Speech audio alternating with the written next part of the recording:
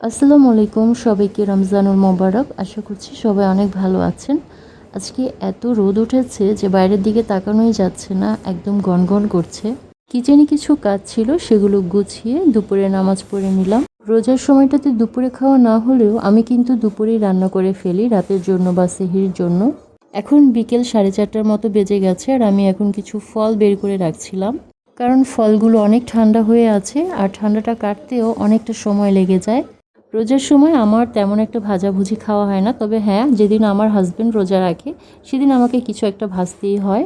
অনেকেই বলে ইফতার টেবিলে পেঁয়াজু, আলুর চপ, বেগুন এসব না হলে ইফতারই মনে হয় না। এটা অবশ্য যার যার পছন্দ। আমার ভাজাভুজি না হলেও চলে। তবে আজকে আমি কয়েকটা শর্মা বানাবো, বাসায় মেয়োনিজ বানিয়েছি। আর ফলগুলো তো আমি পরে কাটবো। আমি শর্মা বানাচ্ছি এই যে রেগুলার যে রুটি খাই আমরা, এটা দিয়েই একটু ঘি দিয়ে ভেজে নেব। স্পেশালভাবে যে আমি শর্মার ব্রেডটা তৈরি করব, সেই এনার্জিটা আসলে এখন আমি পাচ্ছি না।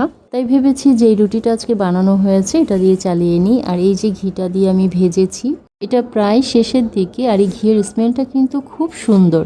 পরোটাগুলো ভাজা হয়ে গেছে, এখন জাস্ট ভেতরে একটু চিকেন দিয়ে ফিলিং দেব। আর এই যে মেয়োনিজটা বানিয়েছি বাসায়, এটা আজকে দুপুরে বানিয়েছি, একদম পারফেক্ট হয়েছে।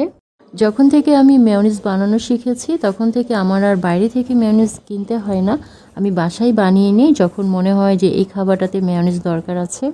তো দেখছেন তো এটা আমি কিভাবে আর কতটা সহজে বানিয়ে নিলাম। প্রথমে একটু চিকেন দিয়েছি, তার উপরে পেঁয়াজ কুচি দিয়েছি, একটু গাজর কুচি দিয়েছি, তারপরে দুই পাশ ফোল্ড করে নিয়েছি।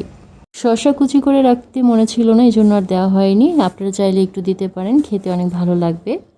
এই তো হয়ে গেছে আমার শর্মা বলবো এটাকে নাকি চিকেন পরোটা বলবো বুঝতে পারছি না, যাই হোক কিছু একটা হবে।